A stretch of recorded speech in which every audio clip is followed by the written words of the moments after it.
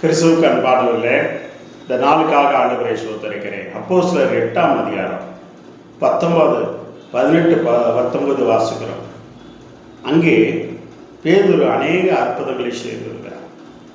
அப்போ இங்கே அவர் அற்புதங்களை செய்யும் பொழுது சீமோன் என்றப்பட்ட ஒரு மனுஷன் பணத்தை கொண்டு பேதுருவிடத்தில் கொடுத்து, இந்த அதிகாரம் நான் யார் மேல் கை வைக்கிறோனோ அவங்க மேல் பரிசுத்தாய் வரணும், பிசாசுக்கு வரணும், இந்த அதிகாரத்தை தரணும் அப்படின்னு சொல்லி, இந்த அதிகாரத்தை எனக்கு தாருன்னு சொல்லி சீமோன் வந்து பேதுருவிடத்தில் கேட்குறார்.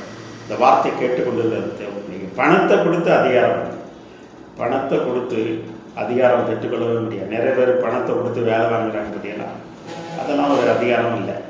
ஏன்னா பணத்தை கொடுத்து அதிகாரத்தை, தேவனுடைய ராஜ்யத்தை வல்லமையும் பணத்தை கொடுத்து வாங்கவே முடியாது. நிறைய பேர் என்ன பண்ணுறாங்க, இந்த உலகத்தில் எத்தனையோ கடவுள் இருக்குது, அந்த கடவுள்கிட்ட பணத்தை கொடுத்தா அவன் அதிகாரம் தருவான். ஆனால் வானத்தின் பூமி படைத்தவர் அவர் இன்னும் பணத்தை கொடுத்து நீ செஞ்ச பாவம்லாம் மன்னிக்கப்படணும், எனக்கு அந்த அதிகாரங்களை தாரணும், நான் யார் மேலே கை வைக்கணும், உங்களுக்கு விடுதலை ஆகணும், எனக்கு அந்த அதிகாரங்களை தாரணும், பணத்தை கொடுத்து கோடிக்கணக்கில் பணத்தை கொடுத்தாலும் அந்த அதிகாரம் கிடைக்காது. இதெல்லாம் நீ வந்து தேவனுடைய பிள்ளையை ஆகணும், அவர் ரத்தத்தை நான் கழுவப்படணும், மறுபடியும் பிறக்கிற என்ன பண்ணணும், எண்ணங்கள் உனக்கு வந்திருக்கணும், அவர் விசுவாசத்தை ஏற்றுக்கொள்ளணும், அவருடைய பிள்ளைகள் ஆகணும். பேதுரு அதை வந்து அவரிடத்தில் வந்து பேதுரிடத்தில் கேட்குறான். பேதுரு வந்து ஒரு அப்போஸ்தலர்லேயே முதல் அப்போஸ்தலர்னு சொல்லி வேதத்தில் பார்க்குறோம். அவனிடத்தில் வந்து பணத்தை கொடுத்து நிறைய பேர் பணத்தை வச்சு எதையும் சாதிக்கலாம். இன்றைக்கி நிறைய பேர் அப்படி தான் நினைக்கிறேன். எந்த அதிகாரத்தையும் பணத்தை வச்சு நம்ம இது பண்ணலாம், அந்த பெற்றுடலாம் அப்படின்னு நினைக்கிறாங்க.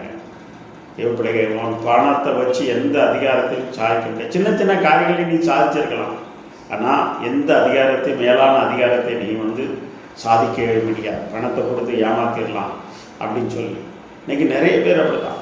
என்ன அந்த எலெக்ஷன் வருகிறது, பணத்தை கொடுத்து அதிகாரத்தை பெற்றுக்கலாம்னு நினைப்பாங்க. என்ன மக்களுக்கு பணத்தை கொடுத்து நம்ம எம்எல்ஏ ஆயிடலாம் அப்படின்னு சொல்லி அந்த அதிகாரி ஆயிடலாம், அந்த அதிகாரத்தை பெற்றுலாம்னு நினைக்காங்க. ஆனால் தேவ சித்தம் யார் ஆகணும்னு நினைக்கிறாங்களோ அதான் நடக்கும். பணம் கொடுத்தும் சிலவ வந்து அதிகாரி பெற்றுக்கொள்ள முடியாது, அது அதிகாரம் இல்லை, ஜனங்களால் ஏற்றுக்கொள்ளப்படும். ஜனங்கள் நமக்கு வாக்களிக்கணும், அதே போல் ஜனங்கள் நமக்கு நன்மை செய்யணும். அந்த அதிகாரத்தை கொடுக்கிறவர் ஆண்டவராகிய இயேசு கிறிஸ்துவர் தான். அதை பணத்தை கொடுத்து அதிகாரத்தை பிசாசை விரட்டுறதுக்கு, என்ன பரிசுத்தாவி இறங்குறதுக்கு அந்த அதிகாரமெல்லாம் கிடையாது. நிறைய பேர் அப்படி தான் நினச்சிட்டு இருக்காங்க.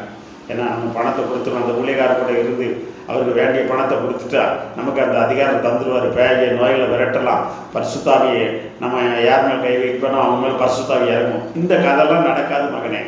அதனால் பணத்தை கொண்டு நீ எதையும் சாதிக்கலாம்னு நினைக்காதீங்க. அந்த அதிகாரம் வந்து நிலை நிற்காது, அதை பெற்றுக்கொள்ள முடியாது, முழுமையான அதிகாரம் பெற்றுக்கொள்ள முடியாது. தேவனிடத்தில் சேரும் பொழுது தேவன் முழு அதிகாரத்தை அவர் கொடுக்கிறார். அந்த அதிகாரத்தை அவர் தான் கொடுக்கிறார், அவர் தான் எடுக்கிறார். எல்லா அதிகாரமும் அவருக்கு கொடுக்கப்பட்டிருக்கு. அந்த அதிகாரத்தை சரியானபடி பயன்படுத்த, நீங்கள் பாருங்கள், ஒரு அதிகாரி இருக்கிறார், அந்த அதிகாரத்தை சரியானபடி பயன்படுத்தலைன்னா அவர் என்ன பண்ணுவார், சஸ்பெண்ட் பண்ணி அந்த அதிகாரம் தள்ளப்பட்டு. நீ அதனால் பணத்தை கொடுத்து என்ன பண்ணாலும் பண்ணுற நிறைய பேர் என்ன பண்ணுறாங்க, ஏன்னா அந்த அதிகாரத்தை பணத்துக்கு விற்றுருந்தாங்க. லஞ்சம் வாங்கி நிறைய அதிகாரிகள் தலைவர்கள் எல்லாம் பணத்தை வாங்கி அந்த அதிகாரத்தை விற்றுருந்தாங்க. அப்போ அது உன்ட்டு அதிகாரம் இல்லை, ஆமாம் அவனை மதிக்க மாட்டான். பிள்ளைகள் பணம் வாங்காமல் செயல்படுகிற, நன்மை செய்கிற, விடுதலையாக்குற அந்த அதிகாரம் தான் மேலான அதிகாரம், இயேசு கொடுக்குற அதிகாரம். இந்த பணம் காசு எல்லாம் அவற்றை செல்படி ஆகாது. இந்த சீமோன் வந்து பணத்தை கொடுத்து அவன் வந்து அதிகாரத்தை கேட்குறான். ஆனால் ஆண்டவர் சொல்கிறார், பேதுரு சொல்கிறார், இந்த ஒரு பணம் உன்னோட நாசமாக விட்டோம். அப்படி எத்தனை குடும்பம் எனக்கு தெரியும், பணத்தை வச்சு என்னெல்லாம் பண்ணினாங்க அப்படின்னு சொல்லி அந்த குடும்பம்லாம் என்ன ஆயிடுச்சு, எல்லாம் நாசமாக போச்சு. தேவ பிள்ளைகளை அதனால் பணத்தினால எந்த அதிகாரத்தையும் சாதிக்கலாம்னு நினைக்காதங்க, அது நடக்காது. அது உங்களுக்கு ஆசீர்வாதம் இல்லை, அது உங்கள் குடும்பத்துக்கு சாபம். என் திருநெல்வேலி மாவட்டத்தில் என்ன சொக்கலா பீடின்னு சொல்லி ஒரு பீடி, ஆறாம் சேட்டு சொக்கலா பெரிய அவர் என்ன பண்ணார், பீடி கம்பெனி வச்சு பெரிய என்ன பணத்தினால எரிச்சு என்ன காக்கொட்ட நெல்லை எரிச்சவர், சகல பணத்தில் சகல அதிகாரம். 35 வயசுக்கு முன்னாலே அவர் என்ன பண்ண மறைத்து விட்டார். 10 பிள்ளைகள். பாருங்கள், இன்றைக்கி அந்த குடும்பம் எப்படி இருக்குன்னே நிலையான மோசமான நிலைமையில் இருக்கிறது. அந்த அதிகாரம்லாம் பணத்தை கொடுத்து வாங்குற அதிகாரம்லாம் அது அவங்களுக்கும் ஆசீர்வாதம் இல்லை, இந்த குடும்பத்துக்கும் ஆசீர்வாதம் இல்லை, அவங்க செய்த தொழிலுக்கும் ஆசீர்வாதம் இல்லை. அதனால் இந்த வார்த்தை கேட்டுக்கொண்டு இருக்கிற சகோதரனே சகோதரியே, நீ பணத்தை கொடுத்து அதிகாரத்தை பெற்றுலாம்னு நினைக்காத, அது நீடிக்காது.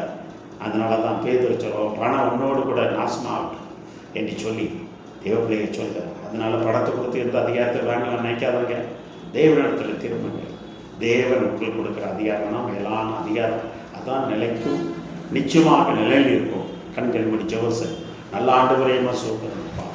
பணத்தை கொடுத்து அப்பா எனக்கு நான் யார் மேல் கை வைக்கிறேனோ அவங்க மேல் பரிசுத்தாவி இறங்கணும், நோய்கள் போகணும், வேலைகள் போகணும். பணத்தை கொடுத்து வேலை வாங்கணும், அதிகாரத்தை வாங்கணும், அந்த பதவி வாங்கணும், இந்த பதவி வாங்கணும்னு நினைக்கிற நம்முடைய பிள்ளைகள் உடைய எல்லா தாப்பன எண்ணங்களையும் மாற்றிவிடாங்க. நீர் கொடுக்குற அதிகாரமே மேலான அந்த பணத்தை கொடுத்து அதிகாரத்தை வாங்குற எதுவுமே நிலைவிக்காதப்பா. மேலான அதிகாரத்தை பெற்றவர்கள் நம்முடைய பிள்ளைகளுக்கு அது நீர் கொடுக்குறீங்க.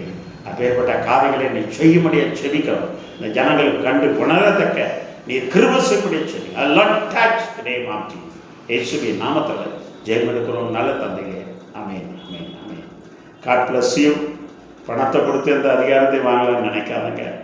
தெய்வ பிள்ளைகளை நீங்களும் அழிஞ்சிருவீங்க, உங்கள் குடும்பமும் அழிஞ்சிருவோம். அதனால் தெய்வ பிள்ளைங்க பணத்தினால எது அதிகாரம் வாங்காதபடி தேவனிடத்தில் அதிகாரத்தை கேளுங்க. அவர் ஏற்ற விலையில் உங்களுக்கு அதிகாரம் தருவார். ஆமென். God bless you.